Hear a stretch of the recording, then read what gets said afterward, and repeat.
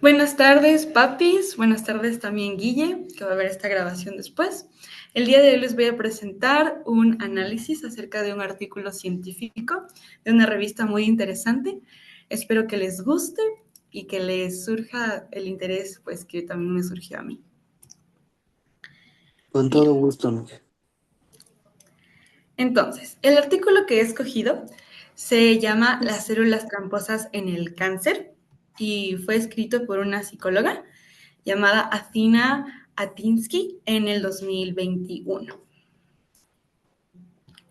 Entonces, me gustaría empezar esta presentación preguntándoles qué tienen estos organismos en común. Por favor, vean la foto y díganme qué tienen estos organismos en común. Son seres vivos. Muy bien. ¿Alguna otra semejanza?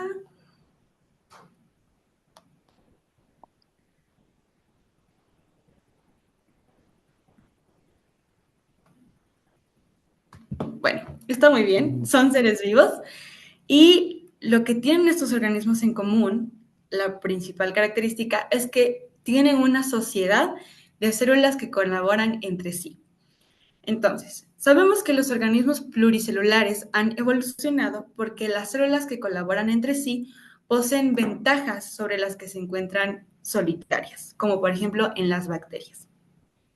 Y en vista de que las formas de vida, las células que conforman las formas de vida empezaron a compartir recursos, estos organismos empezaron a aumentar de tamaño, ventaja que les empezó a ayudar a protegerse de los depredadores, en vista de que los nutrientes y las señales químicas que necesitaban sus células podían transportarse por todo su cuerpo. Ahora, como ustedes saben, los organismos complejos desarrollamos muchas actividades. Caminamos, nos alimentamos, nos reproducimos, nadamos, etc. Así que nuestras células necesitan dividirse las tareas. Y esta división de tareas hizo posible que nuestras células y las de todos los organismos complejos se especializaran y formaran partes útiles, como el estómago o las patas. Y este trabajo en equipo les confirió a las células la capacidad de mantener un entorno extracelular saludable en el que podían vivir más tiempo. Ahora, como ustedes saben, las células deben trabajar en conjunto para que el organismo funcione correctamente. Sin embargo, esta colaboración no es sencilla de mantener, ya que hay células rebeldes, hay células que no siguen el guión. Estas son las células cancerosas. Y más tarde les explicaré que el desorden, la desobediencia celular, se manifiesta en forma de cáncer. Entonces, ¿cuáles son las principales diferencias entre las células normales y las células cancerosas?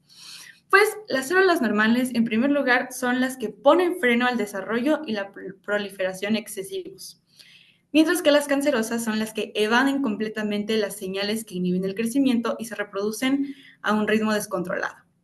Además, las células normales tienen una vida limitada, su ciclo es definido y saben cuándo deben morir. Pero las cancerosas se resisten completamente a la muerte celular y no mueren cuando les toca. Y las células, otra diferencia es que las células normales piensan en todas, son muy generosas, ya que distribuyen los nutrientes de manera equitativa y las señales químicas esenciales para la supervivencia de todo el organismo. Mientras que las células cancerosas son egoístas, ya que ellas son las que quieren surtirse de más recursos formando vasos sanguíneos adicionales. Son terribles. Entonces, como les dije anteriormente, la desobediencia celular se manifiesta en forma de cáncer y otros fenómenos similares en los organismos complejos.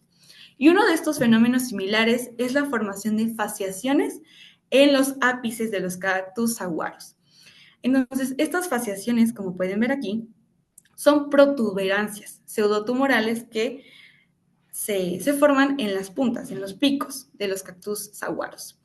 Ahora, estas protuberancias son resultado de mutaciones en las células meristemáticas de las zonas del crecimiento de la planta. Y estas células meristemáticas son las equivalentes a nuestras células madre. Entonces, en vista de que hay mutaciones en estas células, estas proliferan en grandes cantidades y dan lugar a estas fasciaciones. Y a pesar de que sí se pueden ver tal vez estéticas, tengan algún rasgo bonito, en realidad son muy perjudiciales para los cactus, ya que producen alteraciones en su floración, lo que afecta su reproducción y los vuelve mucho más vulnerables a las enfermedades y los daños. Ahora, los investigadores, los científicos, se dieron cuenta de que este fenómeno de las fasciaciones tiene semejanzas con el cáncer en dos principales características. Primero, la proliferación excesiva de células, que quiere decir que las células se reproducen descontroladamente y esto produce neoplasias, es decir, tumores. Y la segunda característica y la que más les llamó la atención es que estas células cancerosas invaden otros tejidos. Cuando estas células dañinas sobreexplotan los recursos que hay a su alrededor, destruyen su entorno natural normal. Y esto hace que experimenten una mayor presión para desplazarse a otros tejidos, ya que su fin es sobrevivir. Y este desplazamiento es lo que conocemos nosotros como metástasis. Ahora, nuestro cuerpo es muy inteligente y tiene herramientas para interceptar a estas células tramposas. Y la clave está en nuestro ADN, en nuestro genoma. Entonces, nosotros tenemos genes supresores del cáncer. Y el más relevante es el gen TP53. Este gen codifica para la proteína P53, que cumple tres funciones principales. Detecta y detiene la actividad irregular al detener el ciclo celular. También inicia la reparación del ADN de las células cancerosas y si es que estos dos mecanismos no funcionan, pues activa la apoptosis, que es la muerte controlada de la célula. Y tal vez se pregunten cómo es que este gen, que es una sección en nuestro ADN, detecta las transgresiones. Pues este gen recibe señales que provienen de otras partes de la célula y de otras zonas del genoma, que indican, por ejemplo, que hay un mayor número de mutaciones o un aumento en la producción de proteínas anómalas en una célula. Estas señales indican que la célula en cuestión ya no colabora adecuadamente con el organismo y que por lo tanto representa una amenaza. ¿Y cuándo entra el gen en acción? Cuando detiene el ciclo de replicación celular e inicia la reparación del ADN de la célula afectada. Y como les mencioné antes, si es que estas medidas son insuficientes, el gen induce la apoptosis, que es la muerte celular, para proteger al organismo de los peligros que puede representar. Aquí está la proteína P53 y esta es una representación de la muerte celular, es decir, de la apoptosis.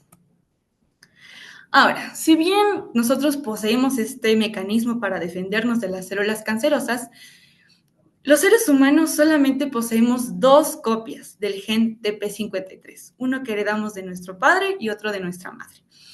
Y en vista de que tenemos tan poquitas copias, si es que una sufre una mutación, nos vemos mucho más propensos a sufrir cáncer.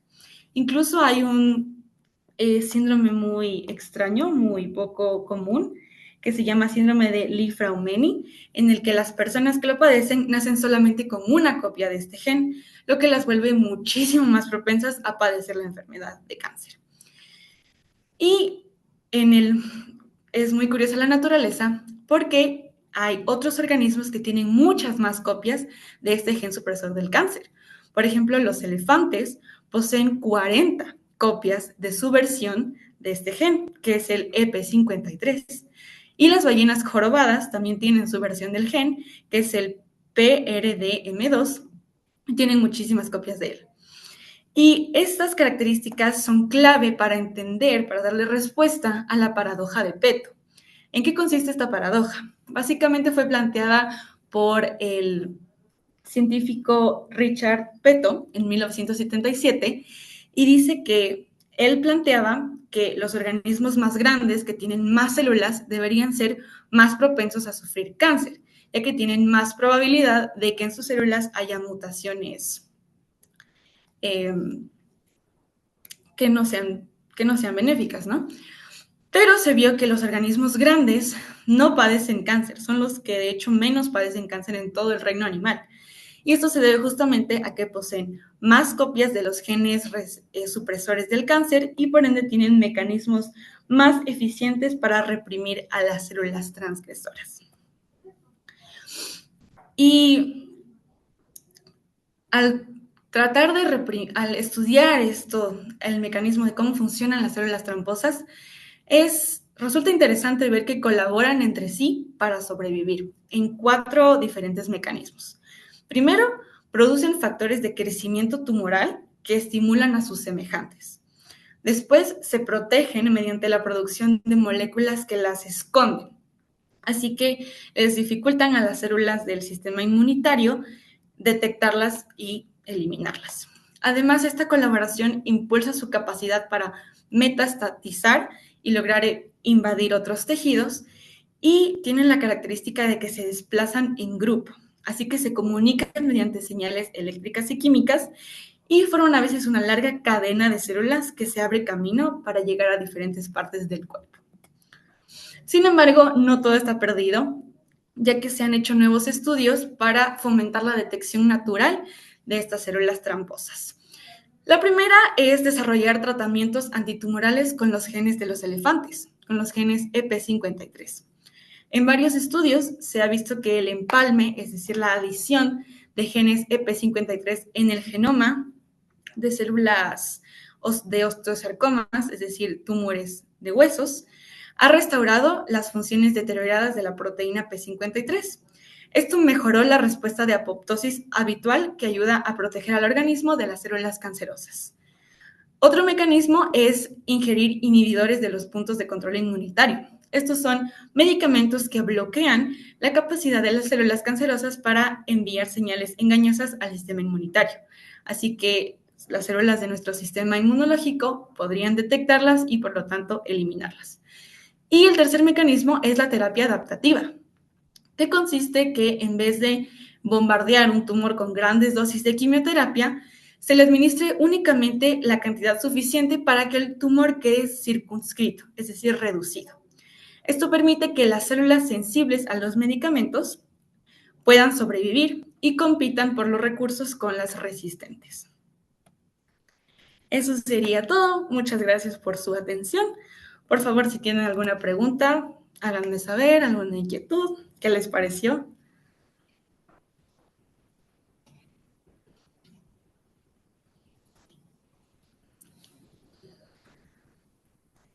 Primero las damas. Gracias. Cristinita, yo te quiero felicitar, mijita, porque me haces entender bastante gráficamente y con tu explicación muy científica del tema del cáncer. Me gusta mucho cómo lo llamaste en un tema muy creativo, lo de las células tramposas.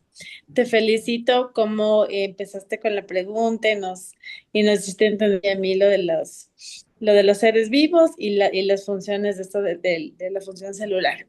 Y luego cómo explicaste tan claramente el tema de las células tramposas y al final que sigue esperanza, como tú decías en los temas de los tratamientos y los estudios científicos, y por eso te admiro mucho y admiro mucho tu profesión, Benita. Eso es de mi lado. Gracias, mijita. Gracias, mami. Sí, igual me uno a las palabras de la mami. Qué chévere escucharte, mijita, así tan solvente en un tema tan bonito. Para las personas que estamos metidos prácticamente en números y esas cosas, de esto es nuevo para mí.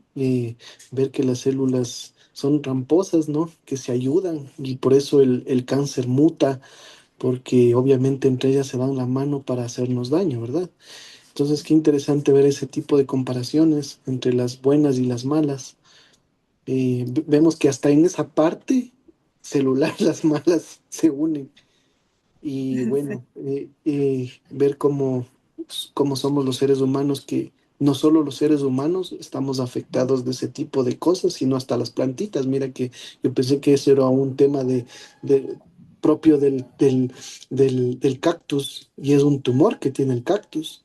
Imagínate cómo hasta las plantitas tienen tumores. Entonces, lo que es la vida, ¿no? La vida celular, la vida humana, la vida animal, eh, y todo eso, ¿no? Cómo hasta ellos sufren ese tipo de cosas, ¿no? De impactos. Te agradezco, mija, mira que me quedó muy claro esos temas, y te agradezco esta pequeña charla. Te felicito. Muchas gracias. Pues espero que hayan aprendido algo nuevo.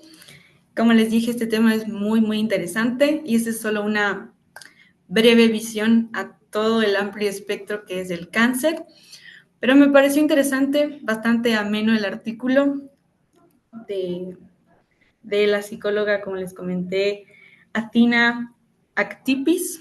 Muy, muy bueno el artículo, así que pues me alegro de que les haya gustado. Felicitaciones, Muchas, Prince. Felicitaciones, muchas mijita. gracias. Pues Te aquí mando, terminamos. te mando un abracito y un corazón. Ahí está. Gracias. Felicitaciones a tu profesor también, mija. Qué bueno. Claro que sí. Te amo, Felicitaciones. mijita. Y que es uno de los mejores profesores y mi hija siempre nos cuenta mucho de usted, Guille. Un fuerte abrazo. Chao, Un Cristinita. fuerte Chao, abrazo. Chao, ma. Cristinita.